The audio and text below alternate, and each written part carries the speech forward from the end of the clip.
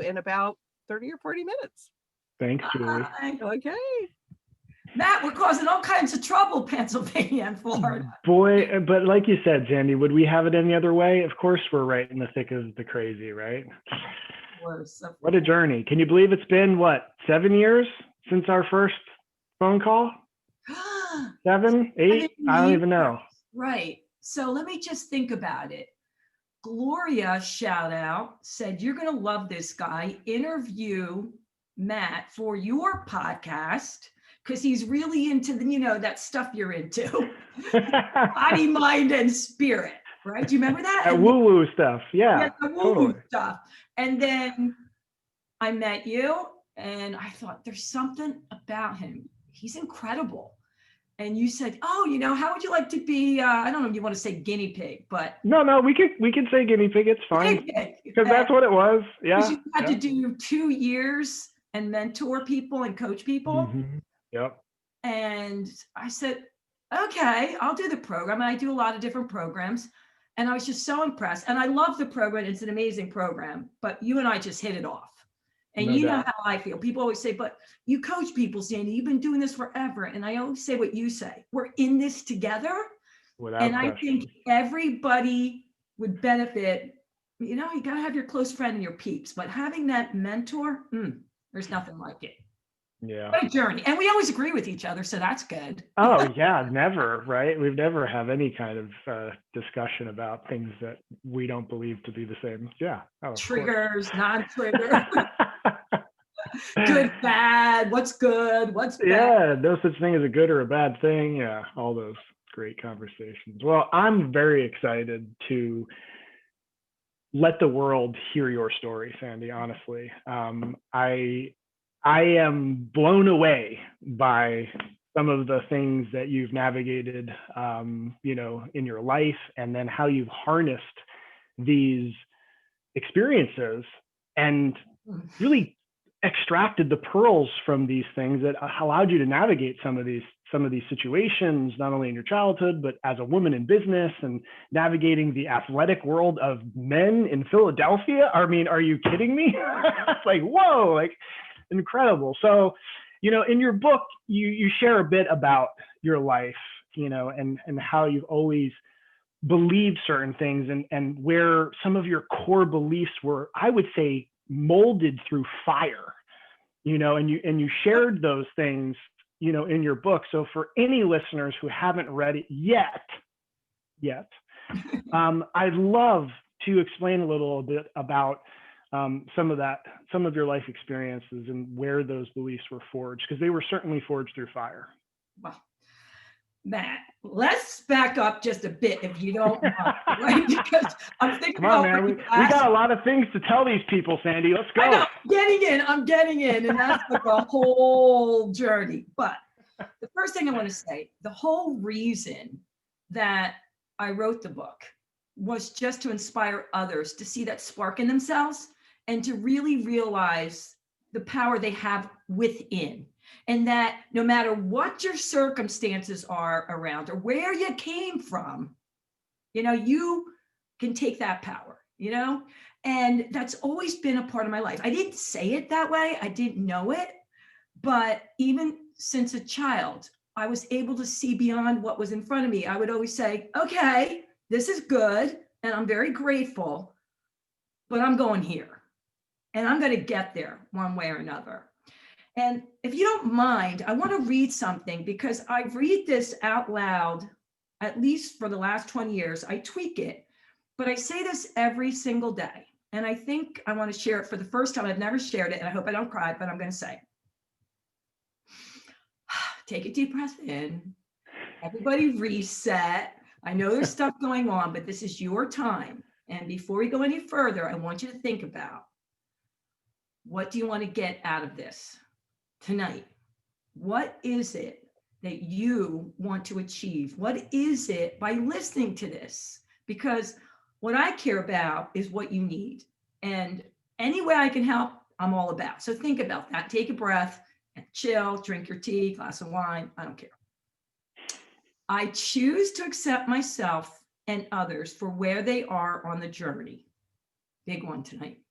to spread fun and positivity, to inspire myself and others to realize how powerful they truly are, to live and feel each day like what we want is already happening, to know all things are always working out, and without a doubt, everything we touch is filled with joy and love. There is unlimited prosperity in all areas of our lives.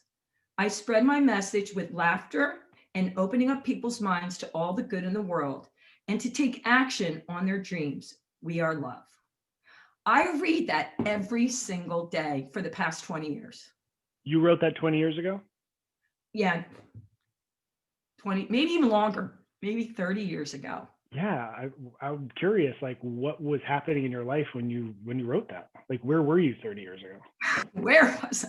And now everybody in business who has the pleasure to work with me, we don't make them read this, but we do read this out loud. It's highly encouraged, yeah.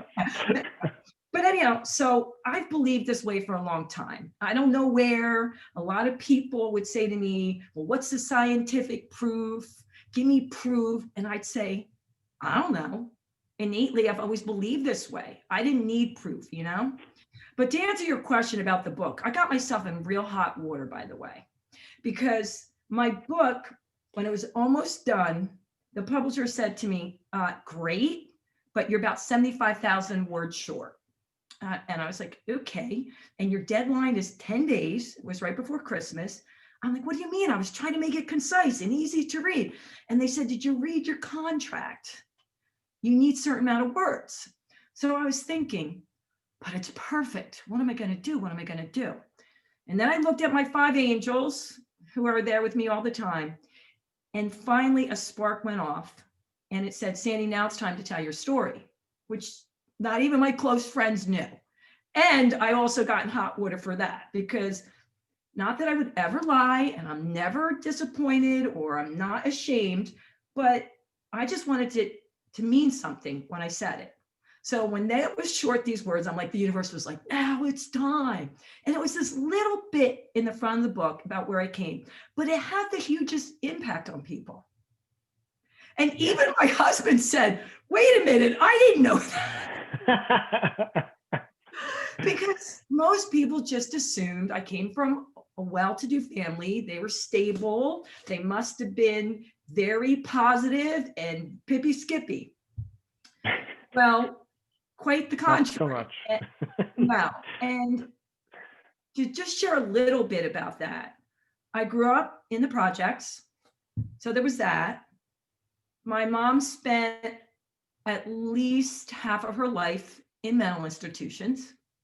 So there was that.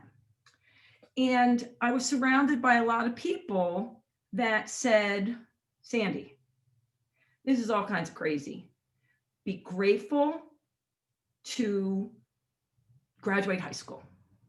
Nothing wrong with that. Just be grateful if you graduate high school, because many people in my neighborhood didn't. And it's okay to be a waitress, pump gas. And there's nothing wrong with that. That was the pinnacle, though. That was like, yeah. Yeah. And I pumped gas, waitress, and I loved it. But I always knew that there was something more I had to do. Like I came in the world. And here's the thing, Matt, I was writing down the things that I always did, even since a kid. And I always wanted to say, is there a way that I can translate that? Is there stuff I could take and inspire people in the book? And that's what I did. But the things were, the number one, I had faith. It wasn't like a specific, yes, I grew up Christian, but I had faith in a universal love, that all religions mattered, and that I had these 5 angels looking out for me. I mean, seriously, they had names. I'd borrow them. They'd lend them. I mean, people call me in an emergency, give them one. How long do you need it? But I always knew that. I always knew I had these 5 angels. Secondly, I loved words. Like if I could just focus in on one word, like how was I going to show up in the world? You and I talk about that before my feet hit the ground almost every day. Do I want to show up with joy, love, peace, hope, calm? Like I pick a word and I would have them all over the place. The third thing is movement, which we should have danced tonight. We should have had music so we could dance to. I Love Me by Megan Trainor, or I always feel better when I'm dancing, because I dance even just for 5 minutes. Mentally, it's the best thing for you. I danced before this. It gets me in the headspace. The next thing was journaling. I wrote down, I had little scribble scrabble notes. I would say, this is what I want. And I would think about it and think about it. Now it was different. I pulled out a lot of my journals. I got millions of them. And some of them were just drawings, but I always knew it was important to write it down. And the other thing is, I'm goofy. I'm just a big goofball. I'm like a You have fun, Sandy. You have fun. And I'm a walking Hallmark card. And I'm like, but that's cheesy. I'm cheesy. I believe in people. People are love. Talk to trees. I mean, that's me. And the other thing that's massive, most people didn't get me. And even well-meaning people who loved me just said, why are you reaching over here? Maybe they didn't want me to be disappointed or heartbroken, but they didn't get it. Even well-meaning teachers were like, you're not getting to college. And that made me mad, you know? And maybe because of that feistiness in me, if I was in a well-balanced family, I'd be dealing drugs right now. Nothing wrong with it, it's a living. So what you're saying, it was all perfect. Oh, and listen, I got mad. I get angry, probably not angry enough. You know that. We can go through that another time. We'll save that for another one. Right. Peace, love, and joy, you know. But I think this is big, and I hope it doesn't come off the wrong way. I didn't feel sorry for myself. Like, I thought, I don't want to go through that again. Sure. Keep in mind, different path. But I thought my mom, with her mental problems and all kinds of bad stuff, she did the best she could. It was yucky. My dad wasn't as strong as a man to help his family out. So a lot of nights he slept in a car, in a laundromat. But he did the best he could, you know? And I really felt that way. And I just, even now, with people having so many different opinions, I'm like, and I hear people saying, people are scum, this is that. I'm like, I don't see that, you know, maybe they believe differently, but I just want to pick out the goodness in them. Yeah. So I don't know. It's not like something, maybe, yeah, I worked on stuff, but innately, I just always felt this. And so that's why when I was writing the book, I wanted to come up with a plan of certain things that people could do that would trigger their brain and take a very little bit of time to get them in the headset. Is this the 1 to 3 minutes a day to change your body, kind of where all that kind of, we'll say, came together? It's like, hey, how do I take these things that, like I've said, in my opinion, Sandy, you forged these techniques through fire. They work, period, right? And so to consolidate them into, hey, if you've got 1 to 3 minutes a day, and I've shared this with you, like I've literally started my meditation practice myself the same way you engaged, you know, hey, just take a deep breath when you wake up in the morning. That's literally how my extensive meditation practice started, was just by taking 3 deep breaths in the morning. So when you have, all it takes is 1 to 3 minutes a day to change your body, you know, your life in a positive way, it's like, wow, you've literally like taken all of these things and put them into 1 to 3 minutes, man. Like, please share this with us, please. It took 6 years to get there. So no, I get it, man. So, all right, my whole life, everything I've done, I wanted to do really well. So no matter what it was, you know, everything, like if I was a waitress, I was going to be great. If I was pumping gas, great. A dancer, whatever I was going to do, I was going to do it my best. And none of them were not my ideas. I never thought I was going to own a health club. You should own a health club. Great. Somebody said, you should write a book. I'm like, you know what? Not a bad idea. But then I thought, if I'm going to write a book, what is it going to be about? And I want to help people to see everything that's beautiful and that the joy comes from within, no matter what the circumstance out there. And how could I do it? Well, the powers to be I had to get with. So I met with, for years, the sports psychologist, the guru, the nutritionist, the neuroscientist, the exercise physiologist, the positive psychologist. they didn't agree so much, all of them. But when it came down to it, and I told them my concept, because I said, listen, this is from my gut, from my heart, and then my brain, but I don't have the scientific proof. They were like, Weston, you're onto something. And that was awesome. And then I knew that in the book, there's pieces of it for people that need more of the science of it, Sure. more of the religion of it, more of the nutrition of it. That would be awesome. So I set out, I said, I'm going to make this journal, because when people write it down, we know it forces you to focus on what you want, not what somebody else's want. And it took 5 minutes, because I want prompts, because most people are not, if they're not already there and believe in journaling, how could I get them there? So I did it for 5 minutes.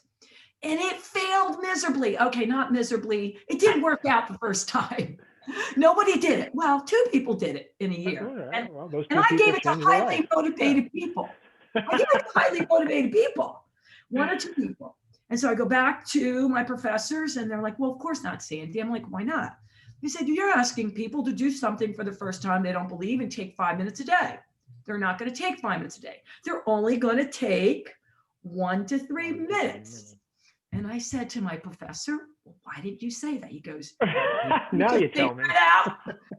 You needed to figure it out. You're on your own. I'm like, really? A year of this? So then I went back and I redid the book and the journal. And I made it 1 to 3 mistakes. That's all it takes, 1 to 3 minutes a day. And the whole idea is, Matt, you and I know, yes, if you work out for an hour a day, awesome. If you meditate for 40 minutes a day, if you take workshops, you're always going to grow and learn. I take classes with Matt and I love them. And I love hearing what the people have to say. And I'm always learning. But if I can get you every single day to how you start especially how you start your day. Yeah. Before, like, just breathe for 30 seconds. Yeah. Do you know what I mean? Before you enter the world, and get you to write, your power statement, your game plan, so that you can focus. It's going to be amazing. And all the people, in addition to the powers that be, all the people that I interviewed and said, hey, can you do this 2-hour questionnaire? All the people that I knew exuded joy. They could have been housewives, they could be CEOs, they could have been athletes. It didn't matter. I wanted to see what their secret sauce was. Yeah. So I interviewed them and I gave them free memberships and training. And I spent, oh my God, another year doing that. And when it came back to me, the thing they all had in common, you want to know the big secret? Oh, that's big. Okay. The secret sauce. Still bought a book. Is it good? Here's the secret. You ready? I'm ready. Every single one of them, before they started their day, did something to get their head in the game. Yeah. Every single one of them. It could have been making muffins, jazz music, playing guitar, working out, but they all did something. Some only for a few minutes and some for 2 hours. And it was the same, it was consistent, right? Same routine over and over and over again. Yeah. Mm-hmm. It wasn't, Matt, what you and I know. They didn't make this big hairy deal. It didn't have to be hours, but every day they trained their head. Whether it was, some people went out and picked weeds every day. It was what was going to get them in that headset. Mm-hmm. And that's when, between the powers that be, my life, training people, I was like, that's it. If I can get people here, imagine what they can do with the rest of their life. Imagine. So I hope that answers the question, because you know me. No, no, that was perfect. Thank you. And you mentioned some of these people in your life, these people you've bumped into on your journey, and I know you've had some incredible encounters with some incredible people that I know have been huge inspirations, not only in your life but obviously in your book as well. Who would you say were some of the biggest inspirations that you had for writing this book, or mentors, people that influenced you to write what you've written? Matt, they used to call me Philadelphia's favorite daughter. I mean, because I had so many people looking out for me. And when people say, their family situation, and I really believe this, family is what you make of it. And I have amazing friends and now in-laws, but at the time, the people that surrounded me, oh my gosh, it was incredible, the things that people would do for me. And yeah, maybe I didn't have that support, but woo, did the universe make. You created it, boy. That's Yeah. for sure. I don't know, but all I know is woohoo. And so when they were asking me to write the book, because I have fun stories in the book besides the journals in the book, the big names that either they were my mentors or clients were, let me see, Ed Snyder, who owned the Flyers and Sixers, Pat Croce, big mentor, Brian Roberts, CEO of Comcast. Oh, Patti LaBelle, she was a hoot. I got to, I didn't train Dr. J, but I trained his wife. Oh, Pat, I got to tell you, I did stretch him. His legs are really big. Dr. J's legs? Yeah, I bet. And that as well, I want to just say this. My biggest inspiration were not only the who's who, but also Mary and Sophie and Doris, the people that you may not recognize that, oh my God, they just inspired me to just keep going and going and going. And it just was a blast. Can I tell you one funny story? Please. Okay. So I knew I think I was talking about this last time with you. I knew I had arrived when I hope you're about to tell the story that I hope you're going to tell the story, Sandy. So go ahead. I don't know if it's the story. It's the story. Go ahead. So when I was, coming up, it was mostly a boys club, where I was. Yeah. And most of my mentors were men at the time, and CEOs and owner companies and health clubs and everything like that. And I was okay with that because I was almost like a Tom girl, and they treated me like one of the boys. And honestly, I had the best experience with them. They really embraced me, and I felt like a part of the team.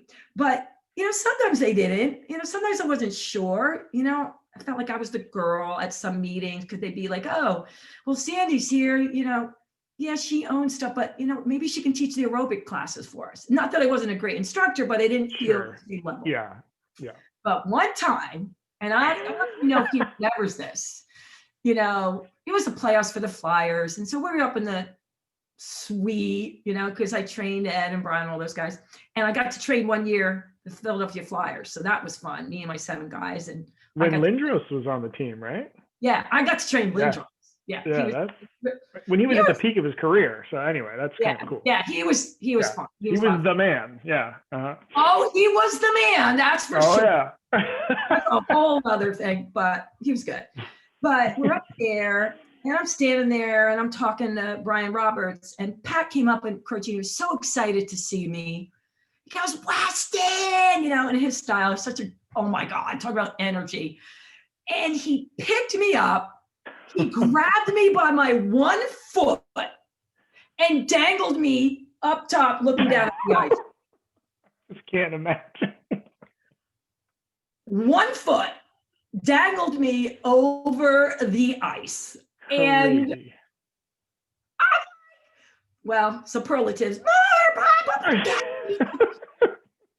Fun up here, you know what I mean? Like, are you kidding me? Have you lost your mind?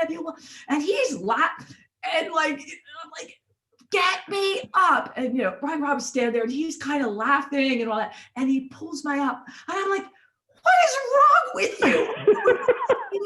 He goes, well, I had a good grip. Like, don't worry about it, right? Oh my God. And I looked at Brian, I'm like, are you kidding me? And he was just like, you're fine. You know what I mean? They're laughing. And I ran over, they said, I ran over to Dad. I ran over to Ed Snyder. I'm like, did you see what happened? He just dangled me from way up here, one left. And so he's like, huh? Are you sure? I'm like, oh yeah. Are you sure? I'm pretty sure that's what happened. Yeah.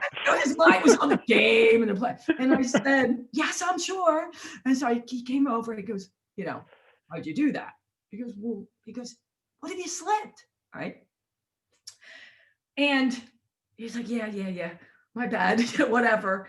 But at that point, again, never want that to happen again. I I was part of the club, meaning they had accepted me because Pat was embracing me. He was treating me as an equal because he was crazy fun. I mean, he drove his motorcycle into my health club one day. You know what I mean? It was like, hey, Wes, I'm here. But he also supported me. He gave me so many clients. Like that's how I met Ed and all these people. So I just love how you had the ability to see it as that. Like that is really, I'm really in awe of that, because not a lot of people would look at that as, wow, I'm accepted into the boys club. Because that's pretty intense, Sandy. Literally being hung by one. I mean, I just love that. I think that was your gift, that you were able to see the bigger picture. You know, I was alive. But seriously, yeah, but well, there's that too. But like, and I don't know, I just feel like that was one of the things that you were able to leverage, and why you were able to like take the big picture and then simplify it into some of the things that you share in this book, that have given you the ability to create what you've created. I was saying that just today to my son, who's 17. We're talking about the different things in the election, and we won't get into that, but I said, you know what, I think people get so in their own little circle, right? Their own little world, what's going on with them. And I get it. And they get overwhelmed, they get anxious, and they can only see here. And they don't open their eyes up, you know, to see what you're saying, to see everything out there. And that we're all in this together. And I get it, because sometimes that's what you do. You just clam up and you get tight and you can't even think about anything else. But the more you can sit back and really look at, why are they believing that way? Why do they think that way? What angle are they coming from? What did that person really mean by that? And if you knew Pat, you knew that was a sign of love.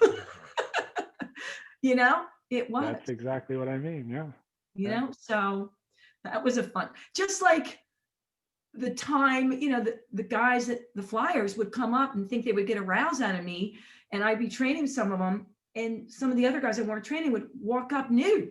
Yeah. To bench press. True, yeah. Just, I don't think they funny knew joke. that, but they did it because I was there. Yeah, exactly. Yeah. And I would just be like, hey, how's it going? Seen it before. Go back to my stretching. No reaction. No reaction. Or say stuff like, listen, either you move it or I will. Like, right.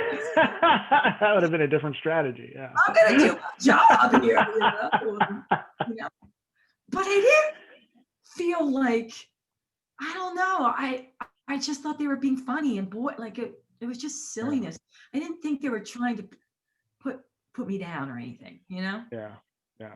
Well, again, it's just the ability to accept what is, and like I said, be able to see the big picture, which is also why I think you've had an ability to, because you've gone into kind of we'll call it the periphery of things. And when you get into the big picture, you start to see, well, what's really important here? Yeah. Like what are the things that are really important? Because I'm seeing the whole thing. And again, that's where I really think like what you put into this book is really, you've extracted the key pieces. And I love how you've taken it from people that have gotten results. And that's the other thing. Like I have a saying, like science eventually catches up to what works.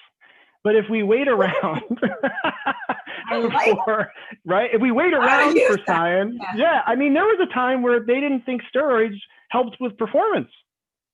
Oh. I mean, think about that. Like, that's wild, right? But meanwhile, the guys are like, okay, whatever, you know, like getting huge and fast. So like your techniques, like why I said, they were forged through fire. They get results. Yeah. You know? And then you found the science. Yeah. I had proof because it worked for me and it worked for my clients. Yes. But I did want that science behind it. It just I understand. You're right. It took a while to catch up. Science has to catch up, man. Yeah.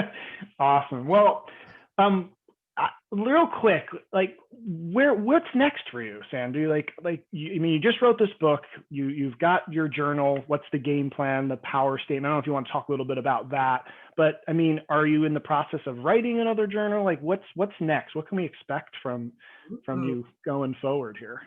Well, number one, I've embraced virtual and social media, just so you know.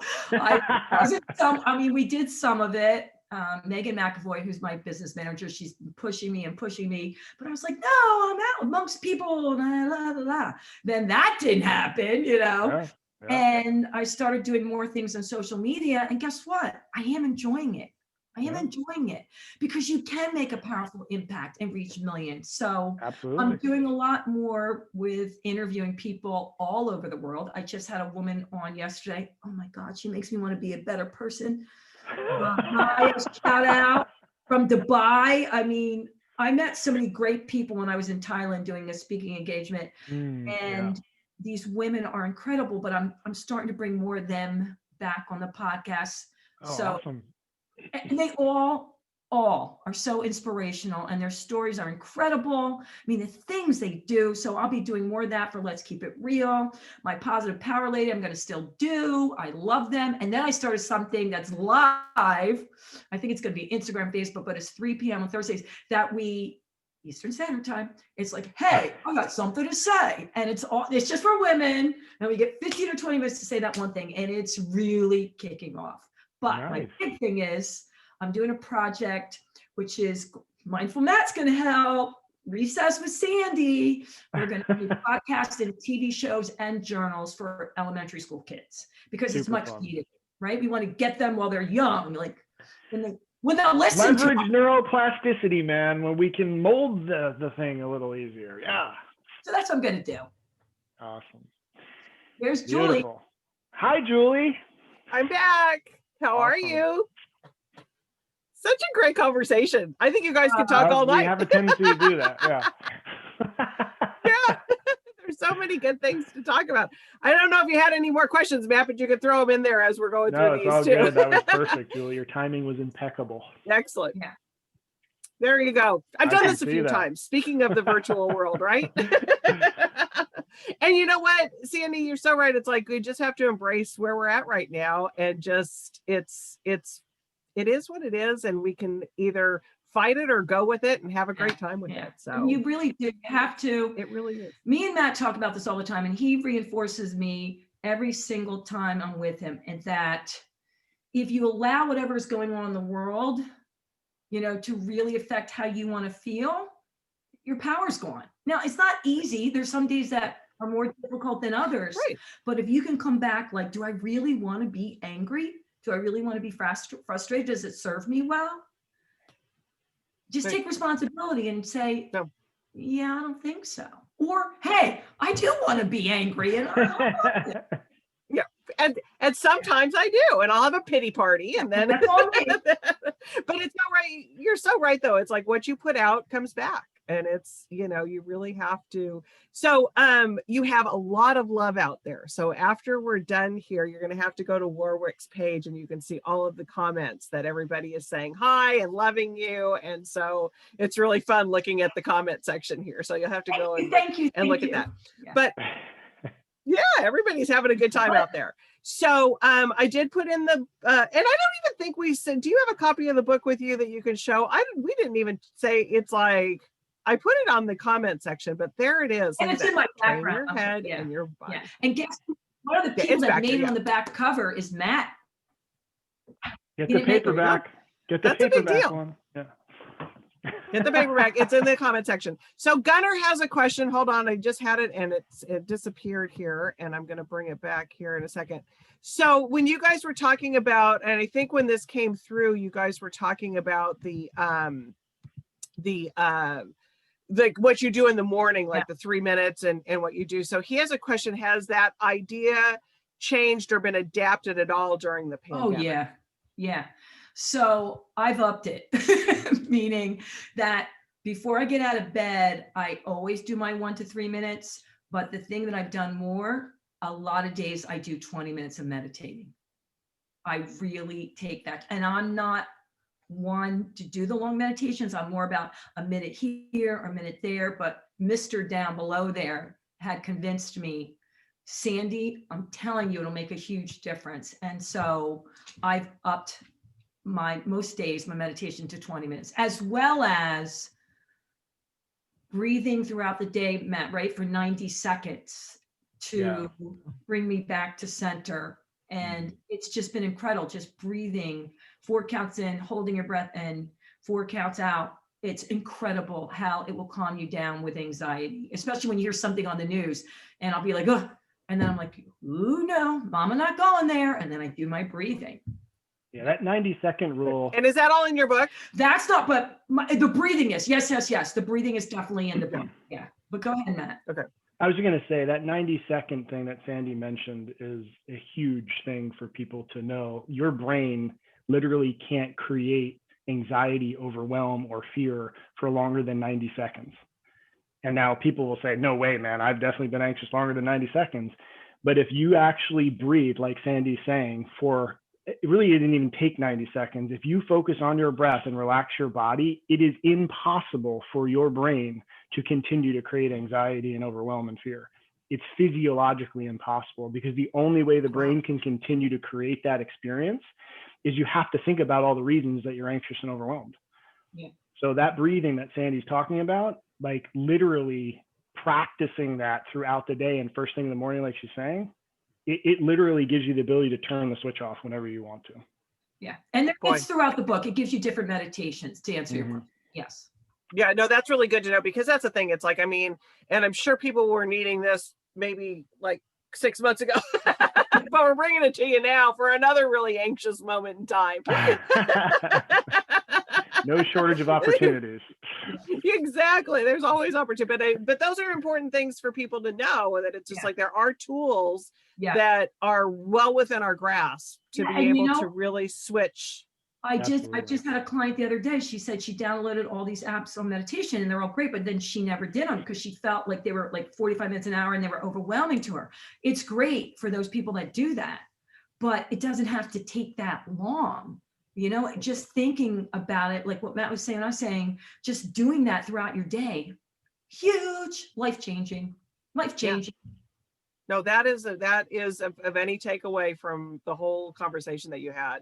I think that's the golden moment right there. Yeah, because it really is.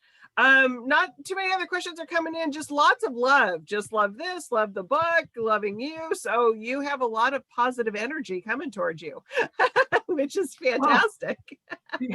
Well, I'm glad, that makes me feel good, It is. It's always good to have that coming through. So we're going to wrap things up, because there might be some things I have a feeling people might be wanting to go and check out some other things that are happening right now. So Matt, tell us if people want to follow you, or is there a place that they can go to that they can easily? Yeah, I mean, you can go to my website, mattandeve.com or matthewlabosco.com, and all the information for me is there. Okay. Well, I spoke a little too soon, because Tanner says, hi, Aunt Sandy. Oh. You look great. You look great. Do you think for someone looking to make a change in their life in terms of health and wellness, it's more important to just start and change and figure out where to go? Or is it more important to start with a goal and figure out how to get yourself there? Nephew Tanner, that's a good one. Right. He came at you. He came at you, Aunt.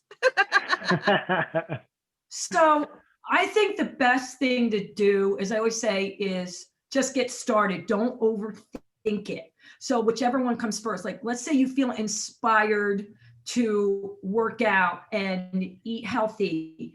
A lot of people say, well, I'm going to wait because I'm not sure my goal. I'm not sure my game plan. I say, no. Just start moving immediately.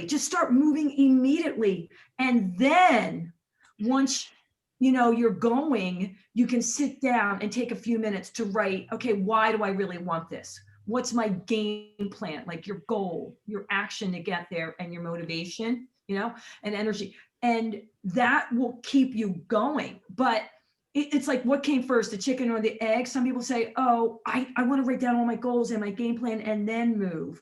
And then they just keep writing and they never move, So I always tell people, if you're feeling inspired, then I want you to think about it like for 1 second and start that movement and think about what will make you feel great to eat.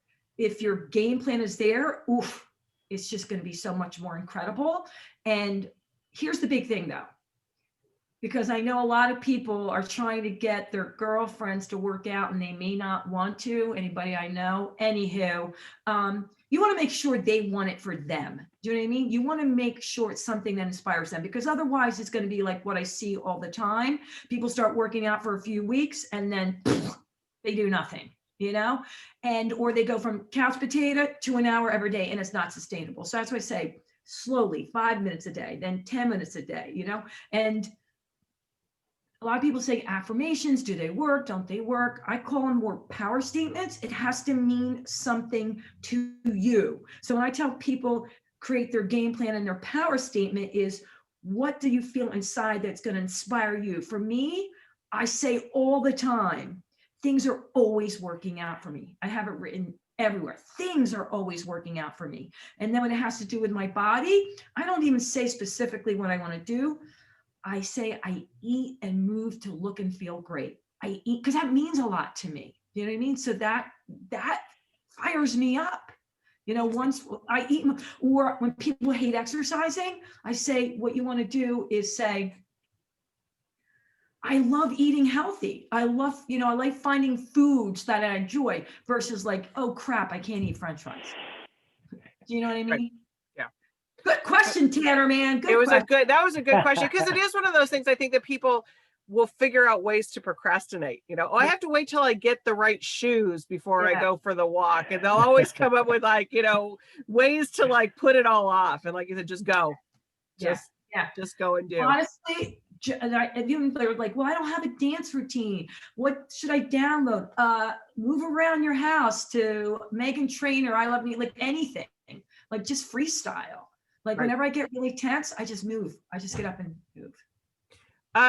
Matt, somebody asked me to put into the comment section what your website is. So can you give me that again? Just Matt, M-A-T-T, and A-N-D, Eve, that's my wife, .com. .com. Okay, so I'm putting that in there. And then there's a question coming in, Sandy, from Pamela.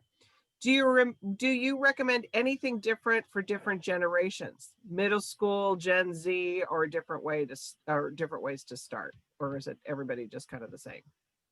No, that's a really good question, Pamela. And it does depend on your age, because younger kids, when you, for example, elementary school kids, the first graders gave me a run for my money. When I had them journal, they're drawing pictures. Like I get them to say, what would be a great day? How would you improve upon that day? It's all in drawings, you know, and they're creating their drawing, and they're so much fun.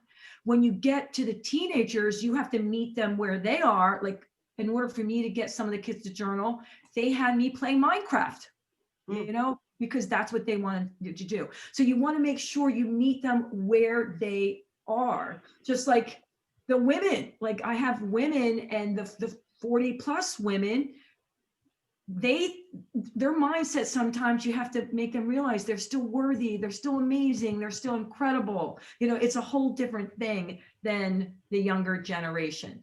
But I always try to say, okay, what are they into? What will they understand? What can they relate to? And then you hit them there. Make sense? Excellent. Definitely. Yeah. Because it's like there's not a one fits all scenario. Except for the breathing. I think the breathing's a one fits all. As long as you have a brain. You know, when they were saying 1 minute for 1 year, but even with the kids, they still will breathe, but not quite as long. You know what I mean? Right. Okay. Yeah. Moving and creating and drawing, but like a lot of, like, not that the men and women aren't the same, but I do find out the issues are different, especially for women once they get over 40. Well, Pamela says she's going to sign up my Piper, is what she says. So that's a good thing. All right. And then, so Sandy, where can people find you? I'll put that into the chat here too, to the questions, where if people want to follow you a little bit more. Yeah. You can go on any social media, Sandy Joy Weston. I'm there everywhere. My website, Sandy Joy Weston. Perfect. That's an easy one. Well, this has been really a great conversation. I'm so happy to have you the day after election. We were talking in the green room, everybody, before this started. And when I realized what Sandy's book was about, I usually try to avoid, political stuff at election time for doing events, but I was like, oh no, this is going to be great. this is going to be spot on. And it was. Cool. So really appreciate you both taking the time today with us. Yeah. And everybody, again, the book is in the comment section. Follow Matt, follow Sandy. It's all great stuff. Follow Warwick's too if you want to see more great events. So with that, we're going to sign off. So Thanks, good night. Julie. Bye, Thank everybody. you. Toodles.